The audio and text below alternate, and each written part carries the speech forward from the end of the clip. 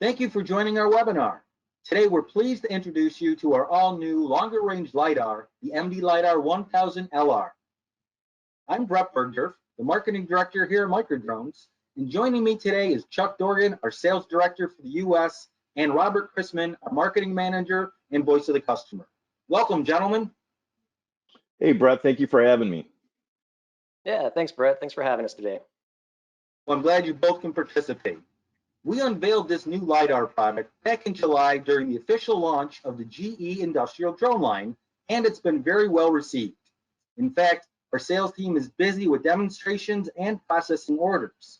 So if you're in the market to order the all-new mdLiDAR1000LR, just copy down the URL on this page, and you can reserve your system today with a $2,500 deposit.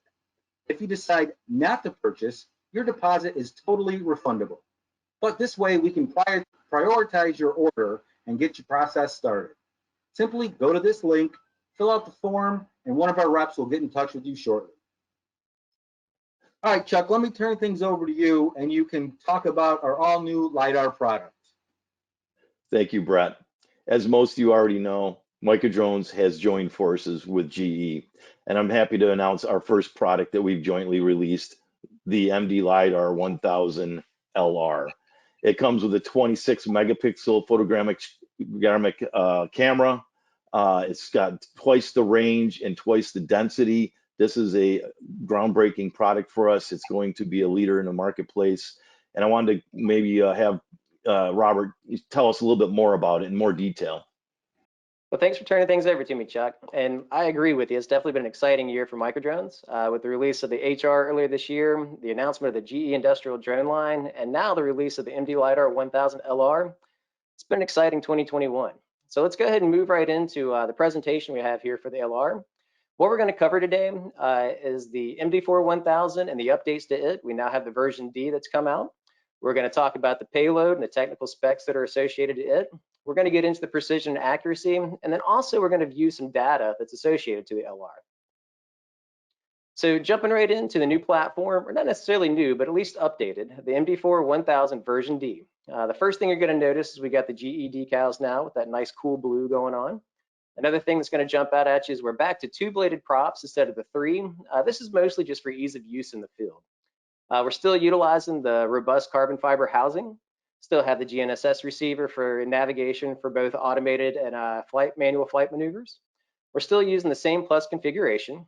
One of the updates though for the new system is the updated brushless low RPM reliable motors that go along with the new 2-bladed props. We also have remote ID enabled, which helps comply with the unmanned traffic management system and identification requirements that are coming. The flight navigation controller still is reliable for the same stable flight and precise results. Of course, we're still heat and rain resistant. We have another new feature called ground collision avoidance, which we'll get into in just a moment. And then we also have some LED light rings to aid in visibility while the UAV is in the air. The new features to version D, as I mentioned, we had the new brushless motors along with some electronic speed controllers. And through bench testing and flight test, we found that this combination has 10% increased efficiency. We have new LED lights, which provide enhanced visibility when flying. Currently, they're configured as you see here, with the orange light up front and green lights on the other 3 arms. The vehicle is remote ID enabled. Remote identification methods are being implemented for traffic integration and safety. Currently, we're EU compliant and working towards FAA compliance. Ground collision avoidance is another new feature that's utilized during waypoint missions. The dedicated LiDAR unit that's on the front, at 10 meters, if something is detected during a waypoint mission, you get a warning. If something is detected at 5 meters, the mission is actually halted, and then you have to manually fly out of that environment and reprogram your mission. Another update that we have to the version D drone is the RC. We're now up to the MDRC 5.1. This is based on the FreeSky X90 Plus. It has a USB charger. One change on the face of the controller, we used to have 3 buttons down on the right-hand lower corner. Now we have a scroll wheel just for ease of getting through the menus. And another new feature, which I personally like a lot, is the new start-stop button, the big red button that's up there that replaces the toggle switch that we used to use for turning the motors off and on. Some additional minor changes to the version D. We have a new bottom cover that's made out of carbon fiber. We have new landing gear and seating plugs. The batteries now come with integrated locks. The DDL housing has been updated, as well as some cabling and EMC improvements within the body of the drone. And our ground distance control housing has been updated as well. Moving on to the mdLiDAR1000LR payload. LR stands for longer range. And of course, the sensor is a Velodyne VLP32. It's a lightweight time-of-flight LiDAR scanner, which is Class 1 eye safe, has a 90-degree field of view. And one of the new features about this payload that we're excited about is the camera upgrade. We now have a 26 megapixel camera.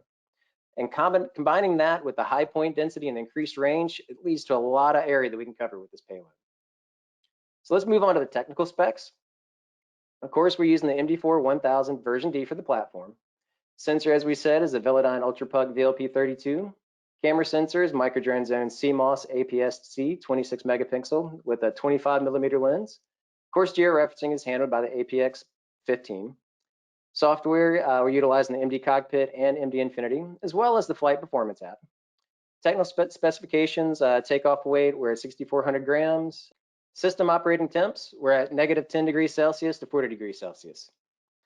System accuracy, the LiDAR point cloud, we're at 4 centimeters RMSE, and photogrammetry, we're right there about where the DG payload is also.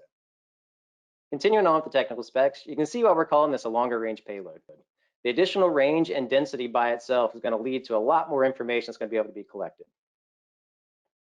Moving along to the included survey equipment, of course, the MD4-1000 is definitely a part of it. Charger and a rugged carrying case, integrated cooling covers, magless navigation, and of course the LED rings that were mentioned. Communications are handled by encrypted digital data link. The MDRC also utilizes extended communication ranges, multiple tablet control, and of course remote ID is enabled, as we mentioned earlier. The payload is a fully integrated LiDAR scanner, camera, and IMU. Survey equipment software is the MD Cockpit tablet software for planning and flying, as well as a Flight Performance app. And then Tap and Fly is also an option for these vehicles. So taking a look at the payload diagram, there's two main differences that you'll pick up on. One being the LED lights. We now have indicators to let you know what's going on in the payload as it starts up and shuts down. And we also have a debug port in case there's a need to actually plug up to a laptop and debug any sort of issues that may be going on inside.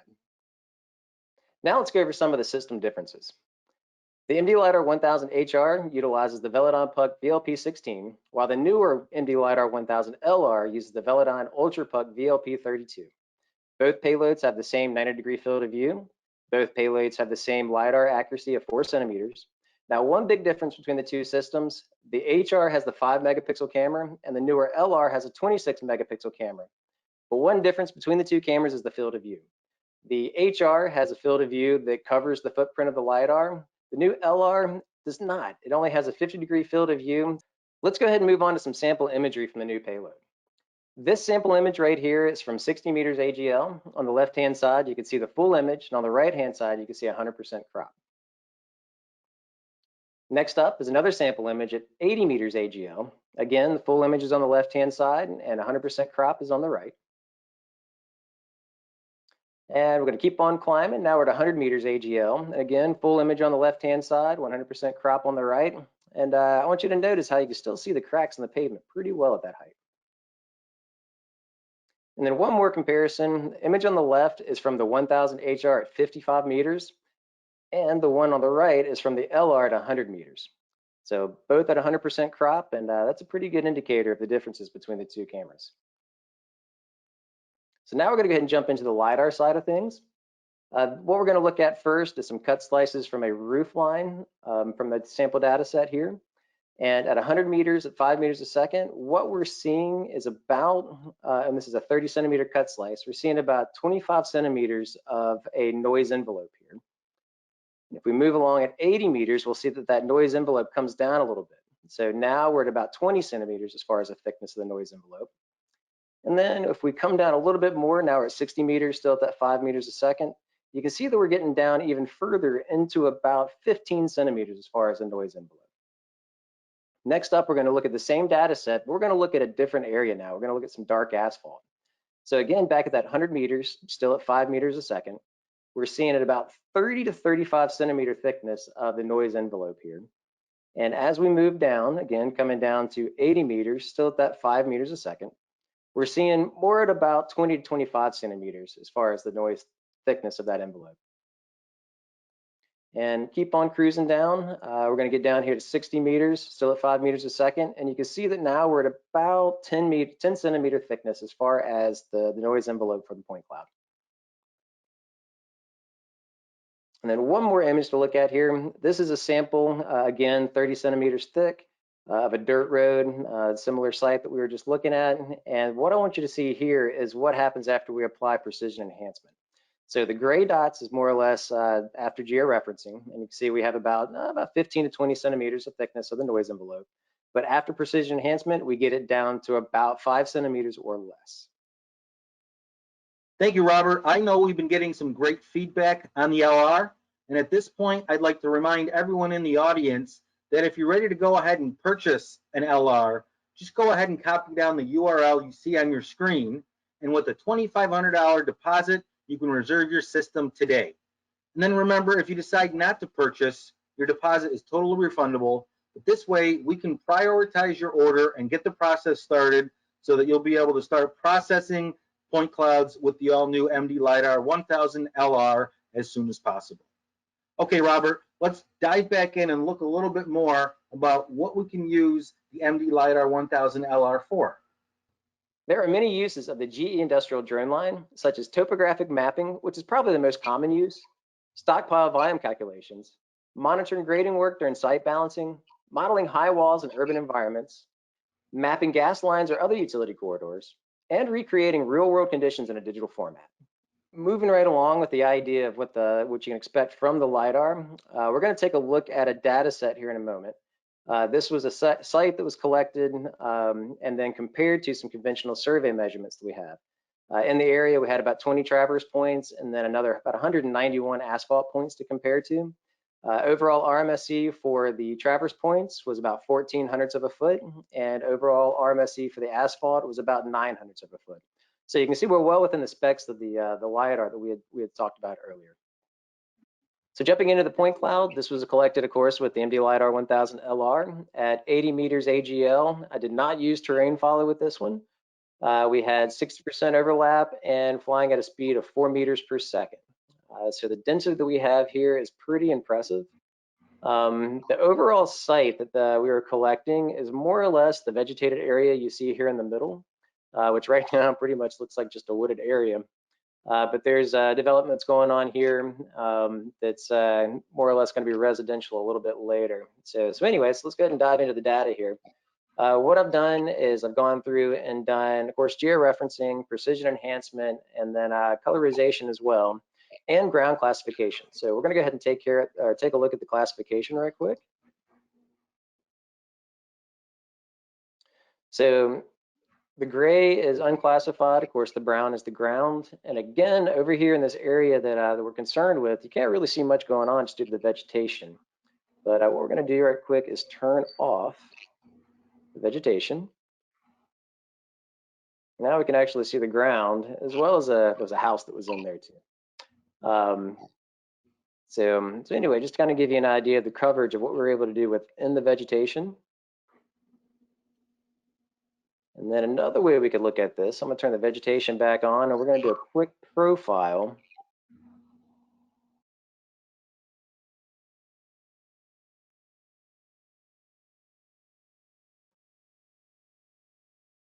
And then we'll come down here and take a look at that profile right quick.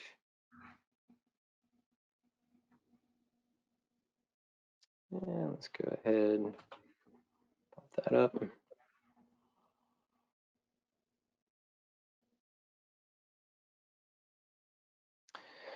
And here you can see, of course, again, the brown is the ground that's been classified. The gray is the vegetation, everything else above that's not been classified. And of course, the orange in here is the building, as you can see. So anyway, we got really good penetration through the vegetation, it looks like, which should lead to a great model or surface for somebody to use on down the road for the actual design process here.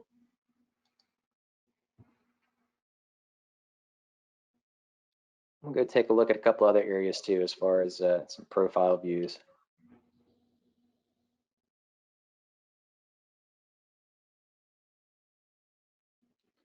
Robert, can the LR be used for corridor mapping?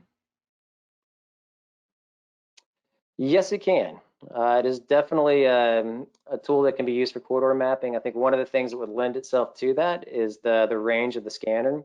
A lot of times when you're flying corridors, line of sight becomes an issue just because of the narrow area that you have to fly in. And so getting the drone higher just allows for ease of use as far as being able to keep that line of sight during the flights.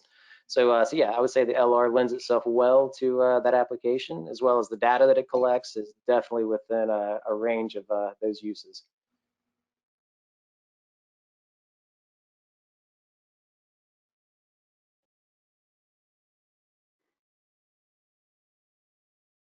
So again, here's another quick profile. You can see that we got through the vegetation down in these areas. We've got a bit of a ditch line through here.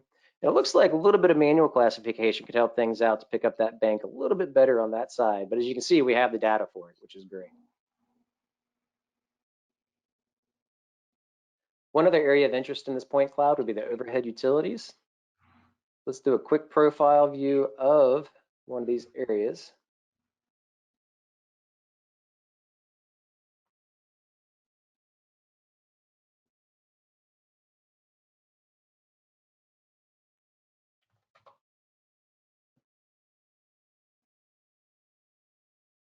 All right, so as it populates here, you can see the lines that are separated. We picked them up really well. We got a couple that get pretty close to each other, and they seem to bleed onto each other a little bit. But as far as utility pole locations, we definitely can pinpoint them, no problem. Connectivity between the poles, no problem. Wire heights definitely looks like something we could pull together with this sensor as well. So anyway, that's pretty much what I wanted to show you in the point cloud. So Chuck, Brett, I guess I'll turn it back over to you so we can move on down the line of things we have to cover today. Great. Thank you very much, Robert, for going through the point cloud and letting us learn a little bit more about the all-new mdLiDAR1000LR. At this point, Chuck and I are going to talk a little bit about Microdrones as a service, which really empowers our customers to deploy the full hardware and software solution together. All right, and this can be done through MD Infinity. And with MD Infinity, we have our various data processing modules, which Robert referred to as he processed that point cloud. These modules are designed so you can easily clean and refine data collected by our drone surveying systems.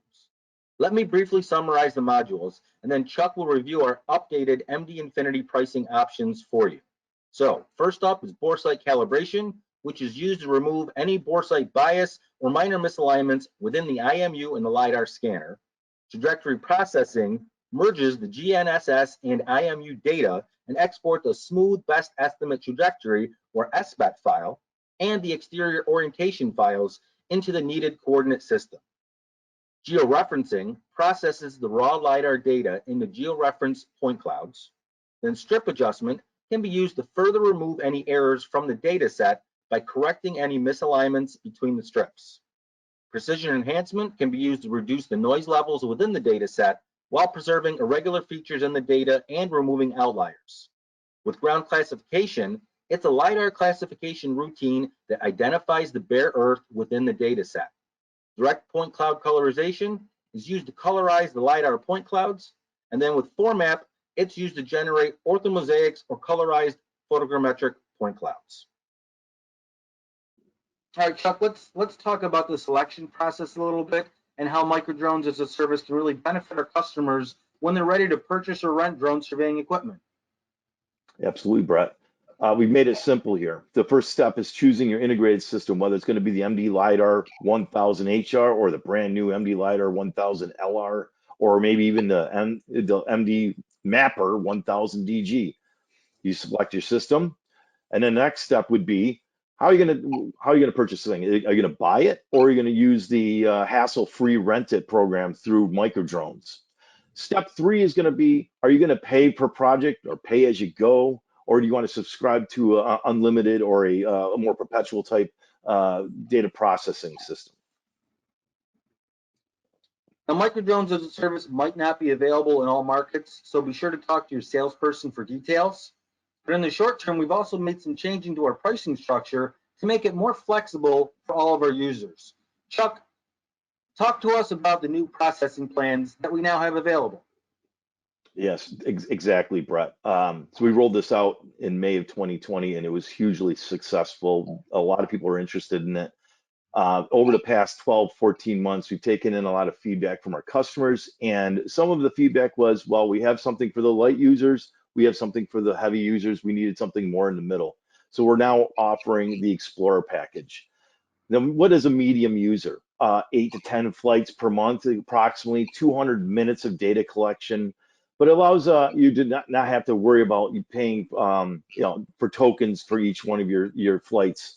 We also, within the Explorer package, offer both the basic LiDAR, which is single base trajectory, georeferencing, and 15 gigabytes of storage, of course, on the cloud. With the Pro LiDAR, you also get strip adjustments, precision enhancement. You get the 30 gigabytes of storage on the cloud. So it's more flexibility for our customers. It's more things to offer to our customers. And also, by the way, you can also do 1 month commitment or 12 month. If you do a 12 month, you get better pricing. But if you just want to do it for 1 month and go back to paper project, no problem. That's great. And I know there's a lot of information on this slide. So probably your best bet is, if you're interested in taking advantage of Microdrones as a service, is talk to your sales representative, and they'll do a client needs analysis to help figure out which plan makes the most sense for you to use drone surveying equipment. Now, also, if you're doing photogrammetry, we have an Explorer option here as well, Chuck. That's correct. And the details are very similar. It's still 8 to 10 flights per month, 200 minutes of data collection time. It's really just the basic Explorer package is really the basic mapper, because it's just getting the trajectory processing, but we offer it for photogrammetry as well. Great. And as you mentioned, if you're not ready for a subscription at this time, you can still continue to do on a pay-per project basis. Or if you're working with many payloads or systems, our fleet management options are available as well. So again, Yep. talk to your customer representative, and we'll make sure that you're using the option that makes the most sense. All right, well, it's that time. We've come to the webinar where we want to offer everyone in attendance a special offer. And for this webinar, we have our all-new Explorer special offer. This gives you the opportunity to discover the benefits of processing LiDAR data in MD Infinity at no additional cost, and makes it easy to get started with everything needed to use drones for complex surveying work. Here's what you do. Now through December 15th, 2021, with the purchase of the mdLiDAR1000HR, the mdLiDAR1000LR, or the mdLiDAR3000 through Microdrones as a service, you'll be able to try the MD Infinity Explorer LiDAR Pro plan for 1 month free. That's a value of $2,420. This special offer includes data processing of 200 minutes of collected data and 560 million points, with complete access to the following MD Infinity data processing modules: trajectory processing, georeferencing, strip adjustment, and precision enhancement. Remember, this offer ends on December 15th, 2021, and the license to be activated upon completion of end user training. To take advantage of this special offer, please contact your Microdrone sales representative for further details, or email mason.stiles@microdrones.com. Again, I'd like to remind everyone in attendance today, if you'd like to pre-purchase the mdLiDAR1000LR, please copy down the link you see here on screen. And that's mdaas-pre-register.com.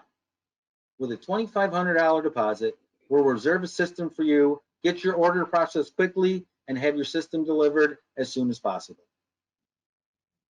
At this point, I'd like to thank everyone for your participation today and attending our webinar, and also special thanks to both Chuck and Robert for their presentations.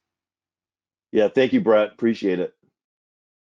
Yeah, thanks for having me, Brett. Appreciate it, Chuck. Great. Should you have any questions that we didn't address, please send them to mason.stiles@microdrones.com, and we'll answer those questions shortly after the webinar has concluded. Once again, thank you very much, and have a great day.